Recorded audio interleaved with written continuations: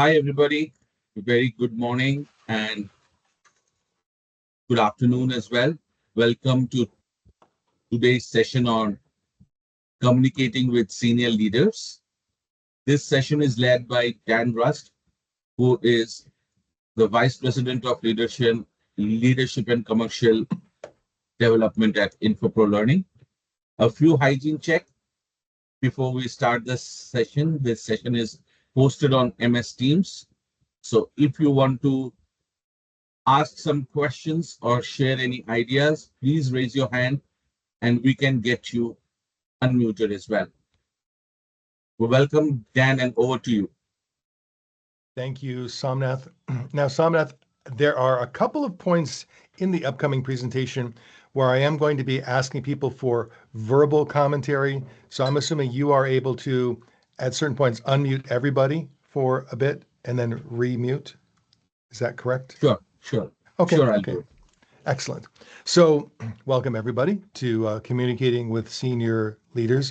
I think you may find as we go through this, you may find at the end that you are saying to yourself, these are just great practices for communicating with everybody, which is true, although senior leaders do present a particular case in terms of the need for very targeted communication. So that's the intent of our focus today.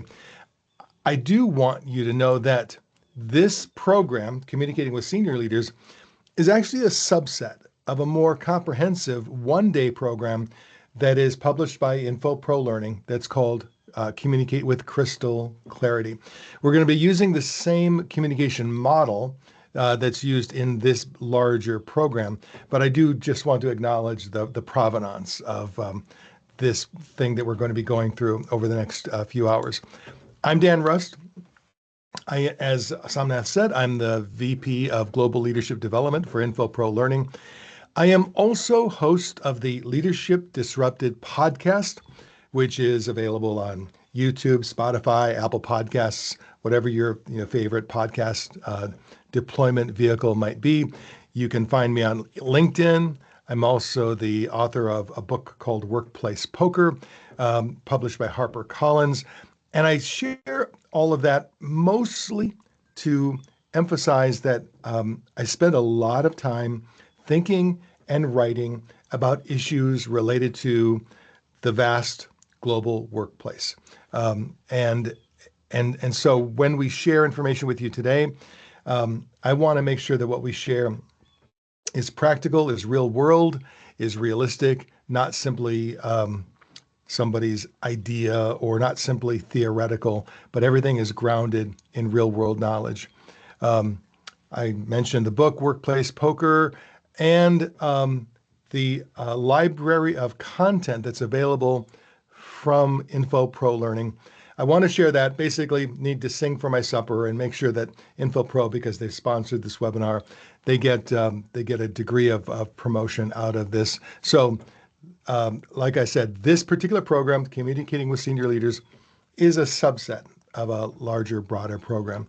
So, with that all taken care of, let's kick off. I'm committed to making sure that we end this program exactly on time out of respect for your time.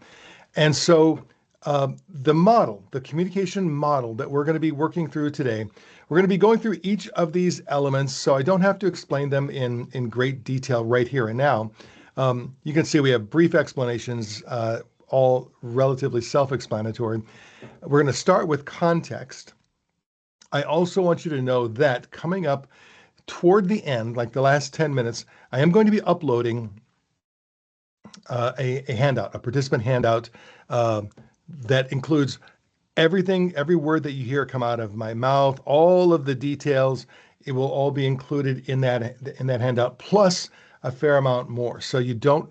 While I would encourage you to take notes just as a learning mechanism, you don't have to feel like you've got to struggle to write everything down that sounds interesting or usable. So now I am consciously not providing that at the very beginning, because what does tend to happen is people may check out, or they may get cognitively overloaded when you've got material in front of you with more details, and then you've got the screen. I've just found it tends to work better because this is a webinar. It's not a virtual workshop. We'll have a bit of interactivity, but for the most part, it's going to be one-way delivery. That's kind of the nature of trying to cover so much ground in 1 hour. Although, again, like I said, we'll have a little bit of interaction and encourage you to participate. So I'd like you to imagine a scenario. You log into a webinar, perhaps a webinar like this, and it turns out you're the first to arrive. So you decide, well, I'm the first one here. I look at my watch. Yeah, maybe I'm 5 minutes early. And you just decide to hang out rather than click off and then click back in. You decide to hang out. Maybe you start multitasking. Then you hear the ding, and suddenly the CEO shows up. And so now you've got you and the CEO alone in a virtual room, and you're both obviously early. And the CEO says to you, "Hey, so what's going on in your area?" Essentially. And you now have in the chat function, you have 20 seconds to type in the chat. What would be the first thing that comes to your mind in terms of, well, what do you say? It's the CEO. How do you describe what's going on in your area? I'm going to start the timer and give you 20 seconds, and let's see what you can come up with in the chat.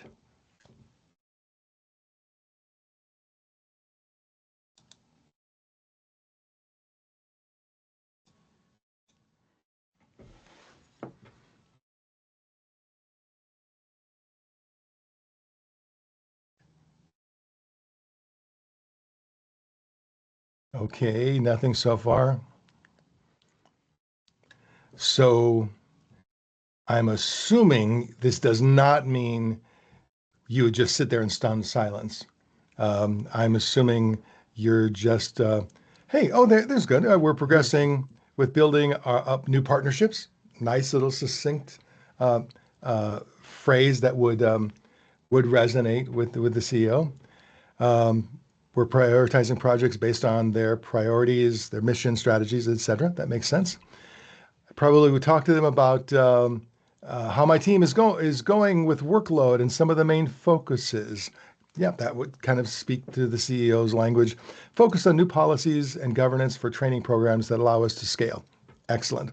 Now, the purpose of this little exercise is just to acknowledge that sometimes in those moments when we are face to face or virtually with a senior leader, it can be a little anxiety inducing. We may not know exactly what to say or exactly how to say it. And so sometimes the fight or flight syndrome takes over where we either flee or we step forward, into the tension. But communicating with a senior leader does involve a degree of stress, a degree of challenge, particularly because senior leaders have their own way of processing information. And it's really a survival mechanism. In order for a senior leader, and I'm talking about typically a C-suite leader, but it may be the director of a division or a vice president of a particular function. But senior leaders in general are processing a lot of information. There's a lot coming at them. So, of course, it's unusual that a senior leader would show up early to a webinar because generally, if anything, they're late to meetings because, again, they've got so many things going on, so many issues processing through their brains at any given time. Many senior leaders have adopted, either consciously or just subconsciously, a process called scan and engage. Like you scanning information quickly to decide where am I going to engage? How deeply am I going to engage? So they're scanning, even in a one-on-one conversation. They're listening, asking themselves, Does this matter? Why does this matter? Is there anything for me to do about this? And so the process of applying crystal communication to a senior leader starts with context, meaning, okay, whether I'm presenting in a formal board meeting or an informal meeting in an elevator or in a virtual meeting, the context with senior leaders is always their mind is scanning number one for is this relevant? Is there any risk involved? Is there ROI? Because those are the things that are on their minds most of the time. Is this going to help me build the business, protect the business, grow the business, enhance the business? And if it doesn't quickly meet one or more of those criteria, their attention tends to diminish rather quickly. They also have lots of volume and velocity of information coming at them. So that means if you've got something that's important that a senior leader absorbs or pays attention to, but it's not going to be readily apparent to them. Maybe it's something that is more nuanced. Maybe it's a new issue that's not been on their radar before. Whatever it might be, if it doesn't naturally fall into build the business, save the business, protect the business, grow the business, or other priorities that you know naturally align with that particular senior leader's focus, then you are going to have a strategy for grabbing their attention and keeping their attention because they do have attention limitations. They cannot dive deep into everything. And if you really want to drive a senior leader nuts, it is wasting their time with something that's not relevant to them, but it's not apparent right away that it's not relevant to them. So the way the meeting starts or the way the conversation starts, as their brain is scanning for, is this relevant? Is this relevant? Is this relevant? They're engaging, trying to scan. And if the way you communicate gives them the feeling that, okay, we're leading up to something important, or it sounds like this is relevant, and it takes them till the end of the meeting or the end of the conversation or even a few minutes to suddenly figure out, oh no, this is not important to me, but I've just wasted the last 15 minutes with my brain starting to deep dive or trying to deep dive. That can be very frustrating for a senior leader. And then also they ask, is there a clear ask for me? Is there something that I specifically need to do, a task I need to complete? Or is there some risk to the business? So this is the context through which senior leaders are processing information all the time. And if you've got some data that you need to share with them, if you've got some information that needs to be shared with them, it is in fact on you to make sure that the information is positioned in a way where it aligns with their priorities, because the context that they are in. I always like to think of senior leaders as being individuals who are always cognitively overloaded, even if they're not, even if you happen to capture them on a good day or a good hour, or it seems like, hey, things are, going pretty easy, slow, peaceful, steady. I just assume that's not the case under the surface. So every time I'm thinking about communicating with a senior leader, I assume cognitive overload and I ask myself, number one, do they need this, whatever information I'm communicating? Number two, do they need this now? Because maybe now is not the right time. In what manner do they need this? And how do I give them this information in the way that it can be most easily mentally digested? Sometimes that's going to be verbally. Sometimes it's going to be in a text message or an email or data, or there may be some other context. But just putting yourself in their shoes for even a few moments is going to help you. So understanding the context within which this communication is being delivered. Now, the same is also true with you. So, when we talk about senior leaders being so cognitively overloaded, the reality is most of you in this meeting are also cognitively overloaded. You have got emails coming in, voicemail messages, text messages, people pinging you. If you live in or work in an office environment, people stopping by. If you work remotely, you have meetings after meetings after meetings after meetings. It can feel pretty overwhelming some days when it just seems like you can't catch your breath. You can't catch up. And I'm going to ask you in the chat function one more time, just tell me what it feels like if you were to describe one of your tougher overload days where you just can't catch up with all the information that's flowing at you. What are some of the emotions that you might feel? You may not express them. You may keep a happy face. You may, smile. You may hard charge. As far as anyone knows, all is going well. But what do you actually feel during some of those overloaded days? I'm going to just pause for a second and give you a chance to type that in, and I'm going to type in something myself because I know when I experience those days, yes, anxiety and shortness of breath, um, uh, content or context switching fatigue, like I'm drowning. Absolutely. And I'm going to just type in like a fraud because for the longest time, okay, Somnath. Okay, Somnath, this is the one person on the in the meeting who I know, and Somnath typed in retarded. I feel so bad for you, but I get the feeling. I get it because you think everyone else must be keeping up. Everyone else must. So it's got to be me. But in fact, and those feelings. The reason I bring this up. Um,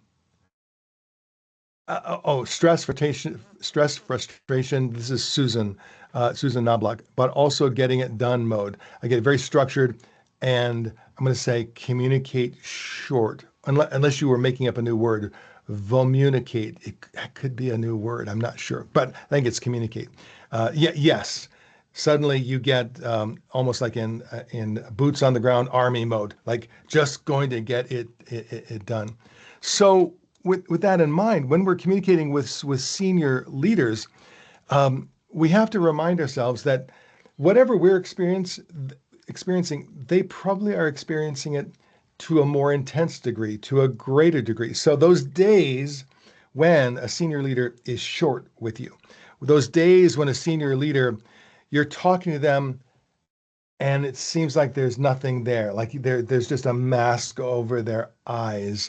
Um, those times when it feels like I just can't get through to them, it's not because they're inherently a jerk. It's not because they're inherently suffering from ADHD. It's not. Oftentimes, they are as overwhelmed as we are, even to a greater degree. But there have been a few interesting surveys done over the last 3 years, post-pandemic. I was looking at surveys done post-pandemic, asking senior leaders what their number one priority would be when people are communicating with them. And they were given a range of options, more than, I think there are 7 on this list. There are about 15 items on the list. These were the top 7. But I'm going to ask you in the chat function, of these 7, which do you think was number 1 on their list? And go ahead and type into the chat function just one of these 7, whichever you think is number 1. We got bottom line first coming up. Keep it brief. Okay, those seem to be the two leaders. Keep it brief, bottom line first. Why it matters. Oh, Sarah, you tried to get in 2 answers. Yeah, okay. Tell me why it matters. So what was interesting, like I said, these are the top 7. So of course, these are all important to senior leaders. But when they are ranked in terms of priority, I'll go to the next slide. The number 1 was highlight actions or decisions needed. Now, is that the same as bottom line first? You could make the case that it's very similar. I mean, all of these are of a similar theme, which is tell me what you need to tell me, as briefly and succinctly as possible. Tell me what you need me to do as briefly and succinctly as possible. Cut the fluff, lose the fluff, just get to it. And then I'm going to point out though, um, yeah, okay. So Cynthia, you make a great point. How many leaders actually read all 15 choices? They probably got through the first three, and if any one of them sounded good, pick whichever one that was. But I'm going to go to number 7 because um, number 7, don't hide the bad news. What leaders really complained about when you, particularly because one of the surveys allowed for anecdotal feedback. It was, hey, answer a few questions, but then just write, just tell us what frustrates you the most. And one of the themes that came out of that is an employee who has some bad news, whether that's, hey, we're not hitting a particular number, or we're not reading a certain milestone, or our KPIs are off, or OKRs are off, or it's, something, whatever the bad news might be. When the bad news gets buried in language, when the bad news gets buried in a way where it's there, but it's not really there. And so as I'm scanning, it doesn't really jump out at me. One senior leader put it this way. She said, if there is a risk to the business, that's what you open with. If we're off track in some discernible way, that's what you open with. If there's some information that you are afraid of bringing to me because you're afraid of my reaction, that's what you open with, whether it's the email or the voicemail or the text message or the phone call, whatever it might be, because these leaders, oftentimes there's a bubble around them and they don't get the bad news that they need. And so we're going to give you an example of how sometimes bad news gets buried. And you're right. So Laurel, bad news tells them why it matters, and it is the bottom line. So if there is bad news, it fits many of those priorities. You're absolutely correct. So let me go on to the next slide. I love this quote, and I think we've included this quote in the handout, but I just love it because so often I'll talk to someone about a communication issue, and they will say, well, we did communicate that. We did send out a Teams message to everybody. We sent out an email to everybody. I had a senior leader who said, I send a weekly update to everyone on my team, which is true, but it's also like a 7-paragraph weekly update to the point where, yes, it's a lot of information, but I don't know how much of it actually gets read. I don't know how much of it actually gets acted upon. But he had the feeling that communication was happening. It wasn't. So the feedback that he was getting from employees in an employee survey was that communication was lacking. People didn't know what was going on. They didn't know, what was changing. And he was incredibly frustrated because he pulled up all of the emails and he said, look at all of this. And so he was not. So Anna Christina, you asked, how can I receive a copy of this presentation? I'll make sure that we forward, Somnath, can you make sure we forward both the participant guide and a copy of the presentation to Sure, everybody? sure, Although we will make sure. the participant guide downloadable right toward the end as well. We will definitely do that. Thank you for asking, Anna. So if communication oftentimes feels like, yeah, we've done the job, we've sent the data out. What we have come to learn is that the more important a communication is, the more important it is to pre-plan that communication. So we've got a tool or a process that we call our pre-communication analysis process. And again, this process is in the participant guide, but I'm just going to walk you through it very briefly. The first question is, well, what needs to be communicated? And generally, what we recommend is, okay, first of all, just dump it all out into a paragraph or a couple of paragraphs, whatever it is, or a sentence. But whatever it is, when you're asking yourself what needs to be communicated, start by chopping wood. Like once you get all of your thoughts on paper, ask yourself what needs to be communicated, what can be cut out, what can be taken out, what's it. As you boil it all down, it may be that actually there's just one sentence. That's actually the only thing that actually needs to be communicated. And you may feel awkward sending a Teams message or a group email with one sentence. So you might feel like you need to fluff it up a bit. But I'm a big fan of just say what needs to be said and leave it at that. Most people will appreciate the clarity that comes from that kind of brevity.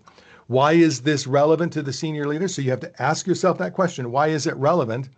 And then what is the optimal communication medium, including time? Because there may be times of the week. I had someone who was a very good communicator, but she had a habit of working on her communications Sunday evening. And she would write out these emails, she would write out Teams messages, and then she felt she was being very respectful because she wouldn't send them on Sunday because she said, I don't want to impinge on people's weekends. But what would she do? She would come in Monday morning, and in her first hour on Monday morning, she would like bang, bang, bang, bang. She would be sending these messages out, which wasn't inherently wrong, except that you multiply her by 12, 15, 20 other people who are doing the same thing. You know what Monday mornings are like. Meeting after meeting after meeting after meeting, task, task, task, task. And then suddenly you get pinged with these kinds of messages. So it was a simple fix for her. I just said, let's do this. Let's take a breath. Ask yourself, as busy as you are on Monday mornings, is that really the best time to be sending these messages out? Unless it's urgent. Like if there's an urgency where people need absolutely to know, okay, that's fine. But maybe it's Monday afternoon. Maybe it's Tuesday afternoon. You can decide, like when will your team when will your audience typically have the bandwidth to absorb what you're sending out? So what's the optimal medium? And that includes the time or timing. What is this leader's communication style? I think we have to acknowledge that we ourselves have different communications styles. If you're familiar with the DISC model of behavior or other communication style models, some of us are very pointed and directive. Some of us are very conversational and interactive. Some of us tend to be very, very supportive of other people's ideas. Some of us tend to be very compliance oriented or literal. So if I'm working with a leader who's very literal in his or her interpretation of information, I need to be very careful about examples that I use, metaphors that I use, how I explain things. So understanding that leader's communication style, and we have some more like details in terms of that kind of analysis in the document that we're going to be sending to you. How will you align your approach with both their style and their priorities? So it's not always a simple answer, and it's not even always a simple answer with a single leader. You have to ask these questions, answer these questions. Are there going to be any anticipated questions or objections? And finally, do you have a follow-up or a reinforcement plan? If it's a critical communication, I would generally recommend a reinforcement plan. So don't just assume if you build it, they will come. Don't just assume, all right, I'm sending it, so bang, it's done. Now, what I do love about Microsoft Teams, which you don't get with email, is you can see typically when someone has at least opened or read the message. So that tells me, well, it actually only tells me this. It tells me they've opened the message. I don't know for sure that they've actually read it. I don't know that they've processed it, but I can at least know for sure that their human eyes have latched onto it, which is to some degree helpful feedback. So all of what I just described is included within that first context phase. And it doesn't mean now we've been on this call for almost 25 minutes, 28 minutes. It doesn't mean you spend 25 or 28 minutes, analyzing every situation. But it does mean you put some thought into it. You do put some thought into who is this going to, who is the intended audience, what is their communication style, what's the best medium for this, what really needs to be communicated. And if every now and then you say to yourself, you know what, I don't know that this really needs, the only purpose of this is covering my own butt.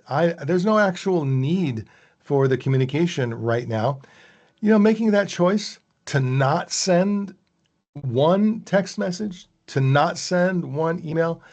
Man, if every one of us once a day, each human being not on the planet, but every human being who's sending email, if we all chose to send one less message once a day, imagine, well, we wouldn't be saving paper, but we'd be saving electrons. And imagine the electrons that we would be saving. The next step in this model is what we call refine. And what we mean by refine, it's somewhat self-explanatory, but what we do mean is So, Dan, sorry never to send your interrupt you first, there. excuse me. Yeah, yeah, I'm really sorry to interrupt you there. One of our attendee, Mariala, she has asked if you can explain how will you align your approach again. So, if you can kindly.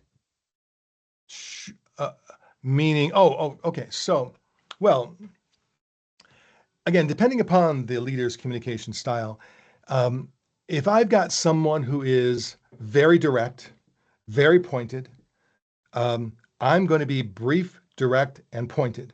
I'm going to get to my point as quickly as possible. If I've got someone who is more interactive, uh, more of a people person, I might not send a Teams message. I might walk down the hall and lean into their office and just say, "Hey, do you have a few minutes? Or when might you have a few minutes to discuss something?" Or I might send them a message saying, "Hey, I've got something to talk through with you." I know there are certain leaders that I work with who I get much more traction if I have a brief conversation with them as opposed to communicating the details back and forth. My nature, I tend to be, hey, just get the facts right, get them in detail. Forcing myself to send a quick message that says, "Hey, do you have 3 minutes to discuss something?" And having that 3 minute discussion with them, that's not my choice. I would rather send a one paragraph message, but I know there are certain leaders who just absorb it better that way. And in that 3 minutes, we'll, this is Dan's word, we'll waste half that time with, "Hey, how are you? How's it going? What's da, da, da, da." And then we'll finally get to, "Hey, so what's up?" And I'll share what's up, and we'll solve it in a few minutes, and all will be good. Susan Knobloch, you said, "How do you phrase bad news and the need for hands-on support to a U.S. leader?" I noticed they do not appreciate the directness Western Europeans like.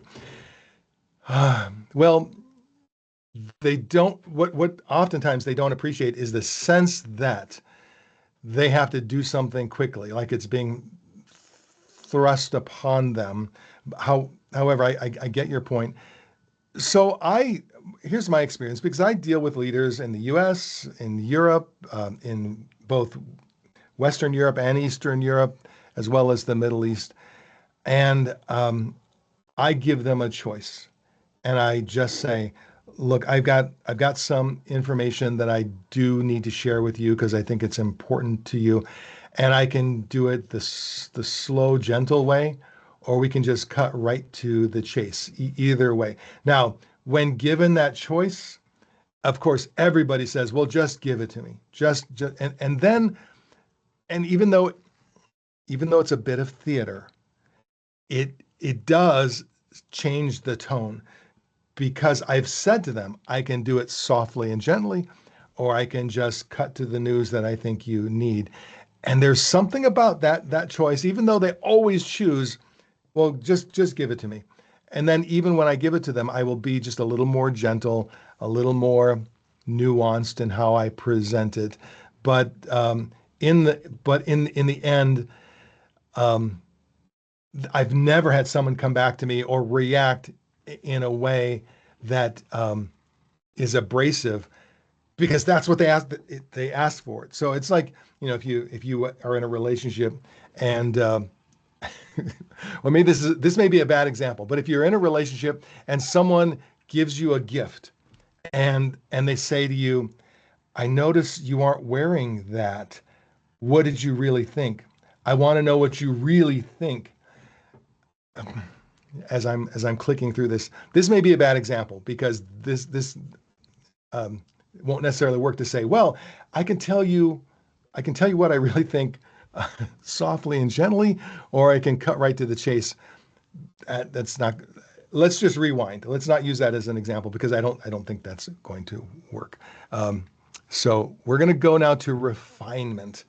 And here's the challenge with refinement in our world today. We are all overloaded. This example that I'm sharing with you is an actual real world example. I cut and pasted this from an actual communication, and I only took out a few words that would reveal the provenance or the source of the actual communication.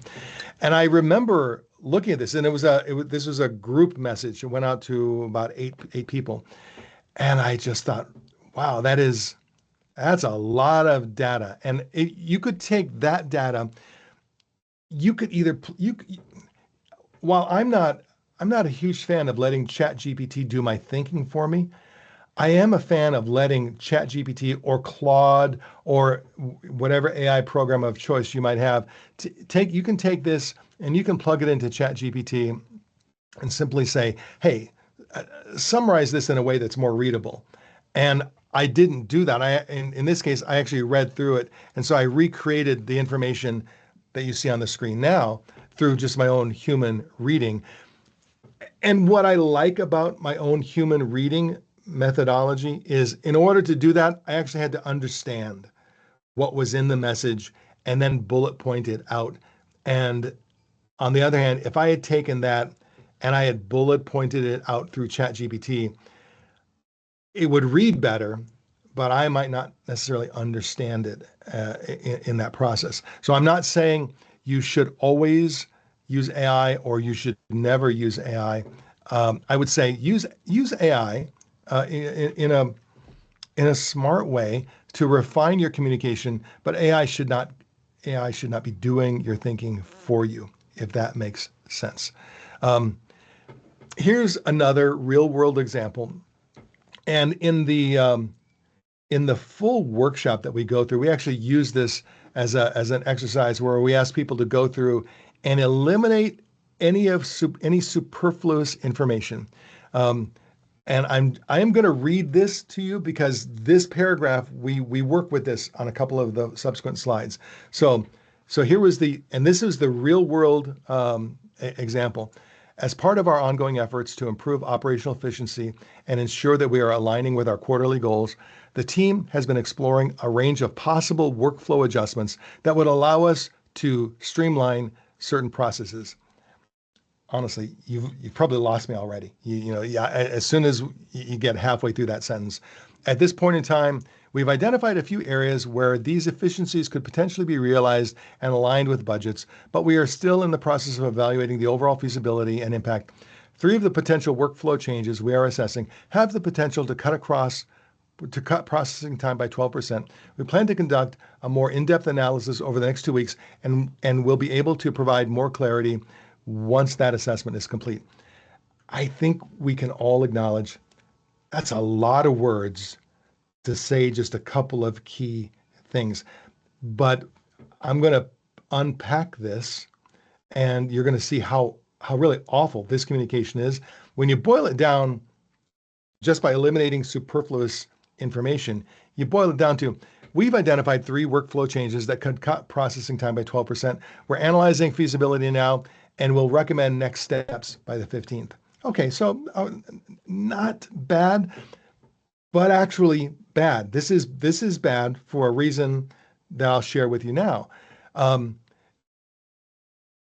This phrase, "and aligned with budgets," that phrase was in the original message, but so easy to miss that little phrase, "and aligned with budgets."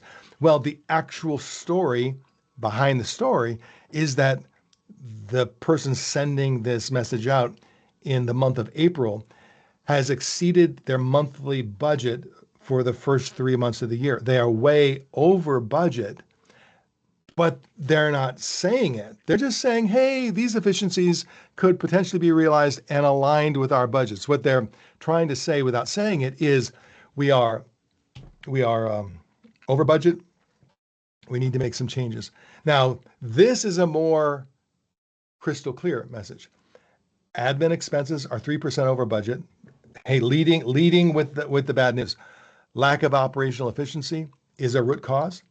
We've identified 3 workflow changes that could cut processing time by 12% and meet our admin budget targets. We're analyzing feasibility now. We'll recommend next steps by the 15th. And then here's the magic phrase. Additional cost to implement the workflow changes is $45,000. So what they're saying is we do need to spend money to save money. But that last line was completely not even included. So I love this as an example because it is sometimes how our corporate communication just gets flummoxed, where we are so worried about sharing the tough information. And we'll come back to this because now this information could be sent out in a message like this, but there might be other ways to present the same information, the same data that might work a little more effectively for a senior leader. But the point of all of this is refine. So first of all, understand the context. Never send out your first draft other than, perhaps meaningless comfort communication or you don't have to refine every back and forth communication, although some of us do. I mean, some of us are just hyper refiners. So even in my back and forth, like one sentence back and forth, I'll still kind of think and rethink my communication. But you don't have to go overboard with the informal stuff. You focused. What we mean by you focused is, and it's a very simple principle.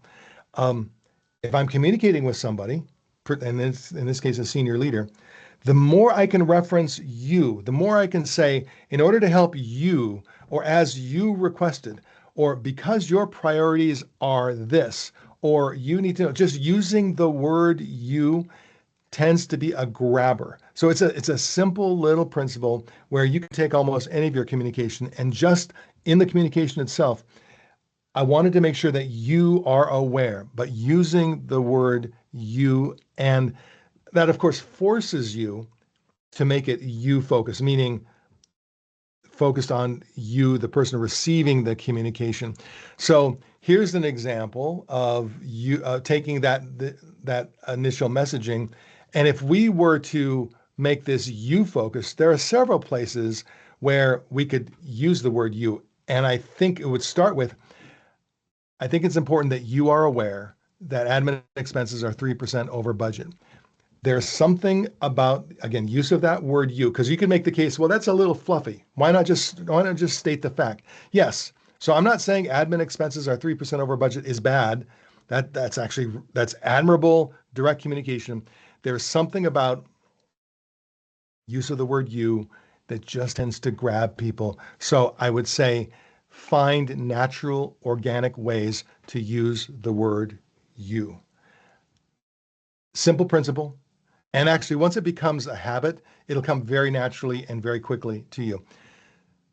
With senior leaders or others who are very cognitively overloaded, strengthening your message through visuals can be hugely powerful or horribly detrimental. If it's a bad graph, if it's a graph that actually confuses, if it's a graph that forces people to think harder, think deeper, a good data visualization should illuminate what you're trying to say. It should be easy to absorb, but yet bad graphs seem to be everywhere. And the reason, again, is cognitive overload. If you ask somebody who's very busy and doesn't have a lot of time to create a graph or some other data visualization, what they will typically do is they'll take all the data, they'll visualize it, and they'll push it out without any insight, without any thinking.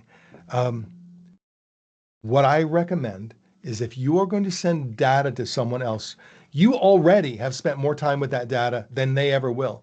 You know more about that data than they ever will. Your insights should be sent along with that data. Don't just send somebody a graph that just presents numbers. It should be something that opens them up. So There are a lot of reasons why we have bad graphs, but we know that if you do a good data visualization can be incredibly powerful. And I wanted to give you, as part of this webinar, just a couple of examples of really good data visualization.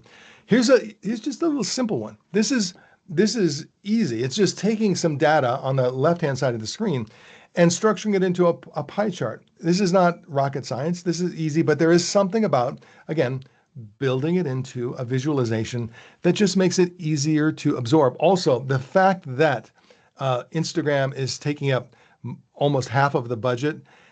When you read the text, even though in the text it says 47.5%, so mentally, I mean, you should understand, well, that's almost half of the budget. But something is different when you see it on the screen and you see that big purple, slice of the pie, and you say to yourself, "Oh, now is that what we want? Is that right? Is that good?" I'm not making any judgment whether that is or not. It doesn't matter. The point is, it jumps out at you much more viscerally when you see it on a pie chart. Now, here's an example.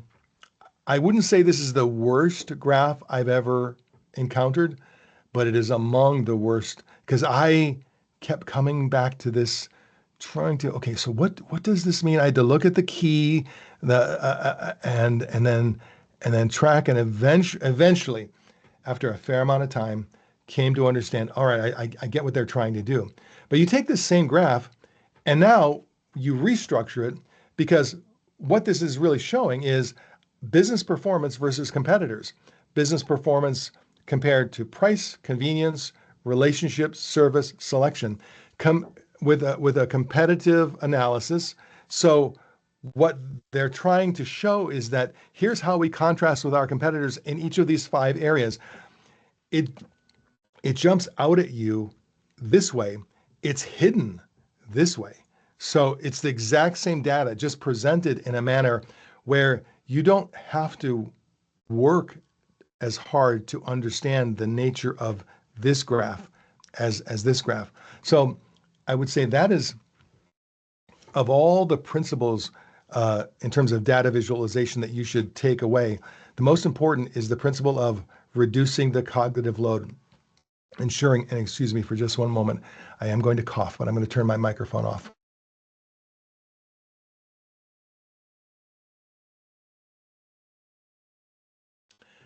Ask yourself, someone who is brand new to this data, what cognitive load are you putting on them in expecting them to understand the data? I'm going to give you one other example. And Cynthia says, exactly. I always ask, what's the point of the graph? What message am I trying to send? How simple can I make the graph? Absolutely.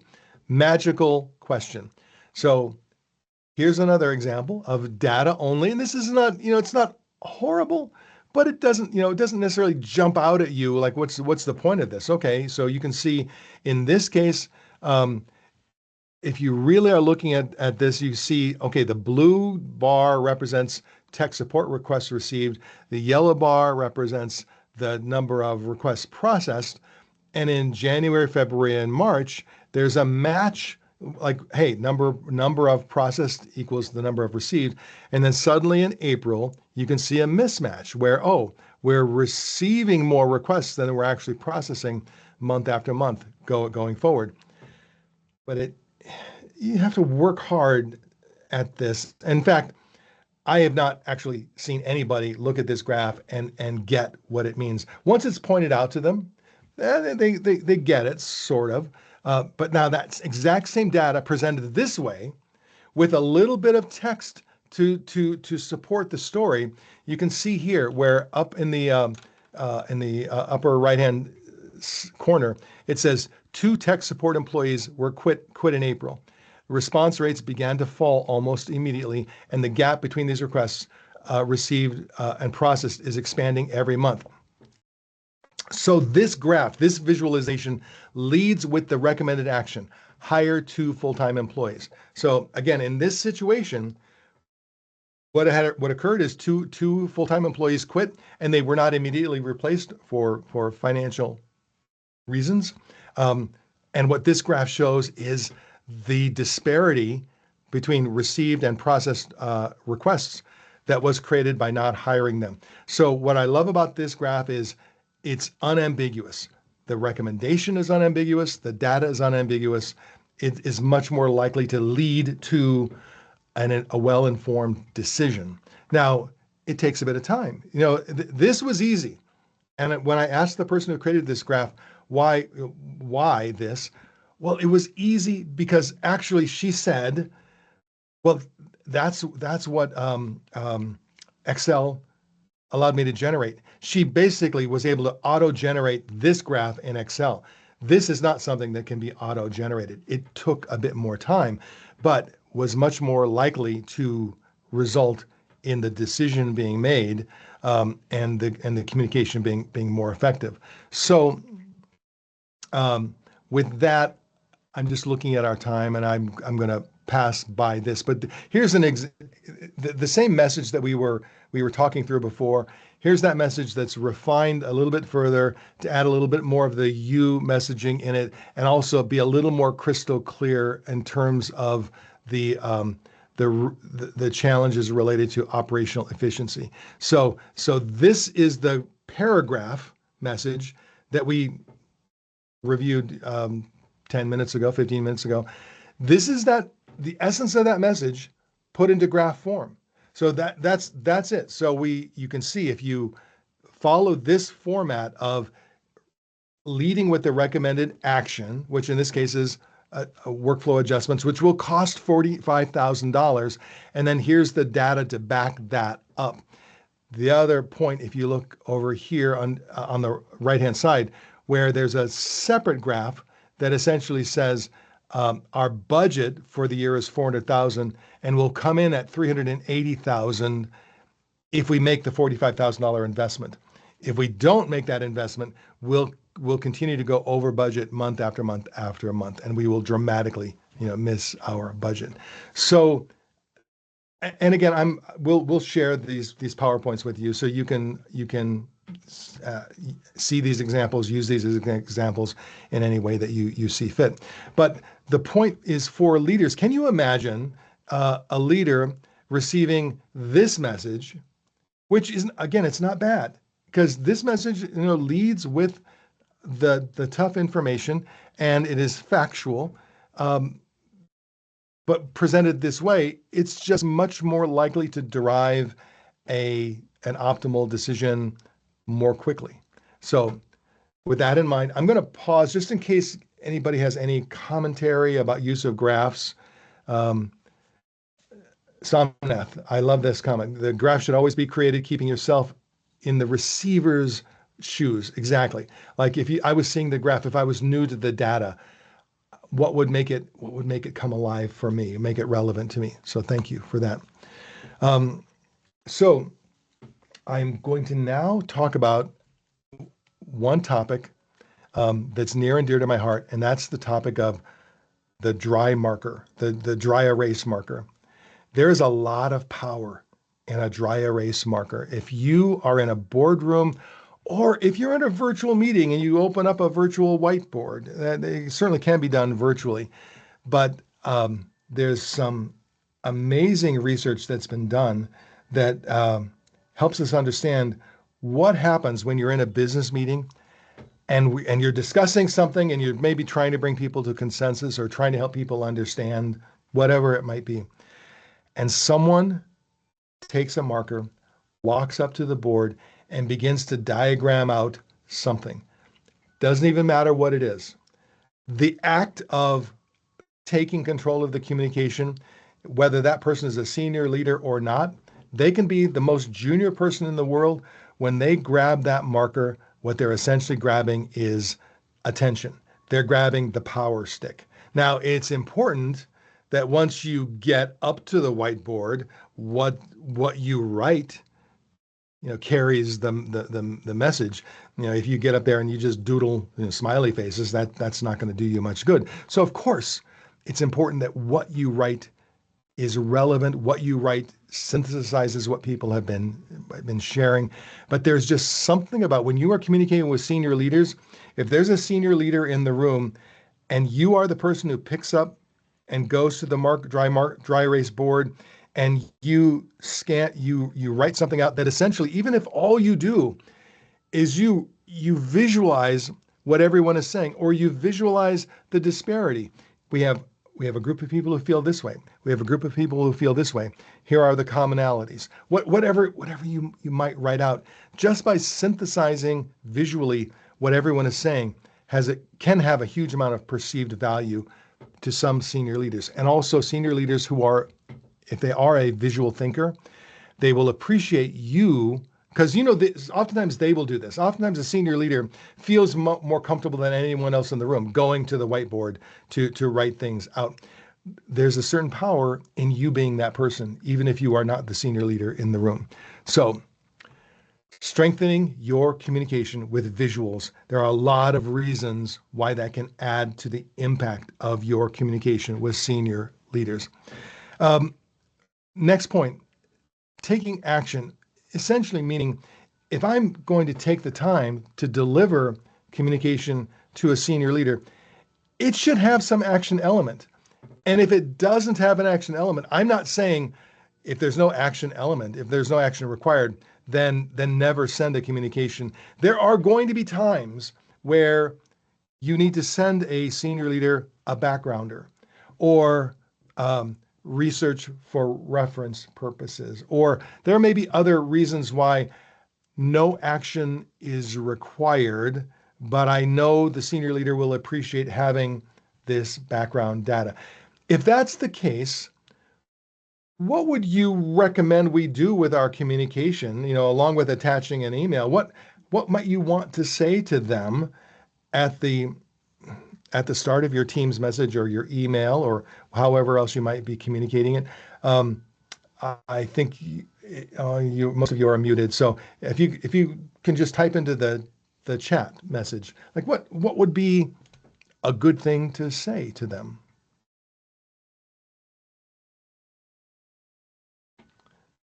I'll wait. 1001, 1002, 1003. It's maybe you're not typing because it's so obvious. Yes, exactly, Mariella, exactly. Just that, in whatever language is natural to you, no action required, inform or inform only, absolutely.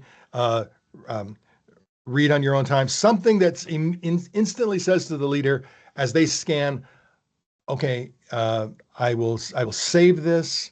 I will read this by the end of the weekend, or I will do nothing with this, but it's good background data for me to have. Absolutely. So even that will be appreciated by many senior leaders. Mariella says, I literally got feedback about an email to a director this morning about this because this was at the end of my message. Yeah, and you can imagine, as we talk now, how frustrating it is for a leader, like they're reading through a message because they're scanning relevance, and then they get to the end. Oh, okay. Whereas you can even include that in the subject line of the email. Subject line. No action required, reference information only. Whatever is most respectful to that senior leader's time and mental energy will be helpful. The same is true when it comes to our email communication. There are a lot of things that we can do to reduce the cognitive load of our email communication. For example, and I'm gonna cut to the chase on this because I want to end on time. Like this message is very pointed, and I think it's a well drafted email message because there is no fluff, but you can actually just take it a bit further and highlight the most important of the informational elements within that email. So don't be afraid to use bold. Don't be afraid to use highlighting. Don't be afraid to attach visuals. You could, if I was sending this message out, I could take a screenshot of this visual and I could include it in my email along with a link to the data. So if they want to dive deep, they can dive deep into the data. But if they only have time for scanning at first, then I give them the choice. I give them the options in terms of how deep that they want to go. And we are at 12:59, so I am going to say include it in your handout.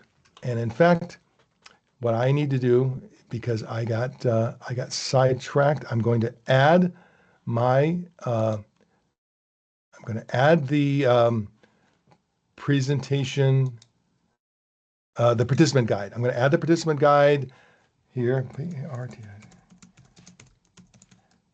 So you can all download that immediately. Somnath will be following up with a PDF of the PowerPoints. But I wanted to end on these amplifiers and diminishers. There's more detail in the guide, so I would recommend that you read that. But we know that sometimes it's not just the what, but it's the how. Like the how you deliver the information can either amplify your message or it can diminish that message. And sometimes the best way to amplify a message is to amplify quietly, is to amplify subtly. It's not to come on too strong. You know, so much of it is knowing who your intended audience is. So with that, we are right on time. Thank you all so much. I know we covered a lot of ground in a short period of time, and Somnath will definitely be following up Yes. afterwards. So thanks, everybody. Very appreciated. Thank you very much, Ken, for your great explanation and great session. Thank you, everyone. Hope to see you all near in the near future. Please take care.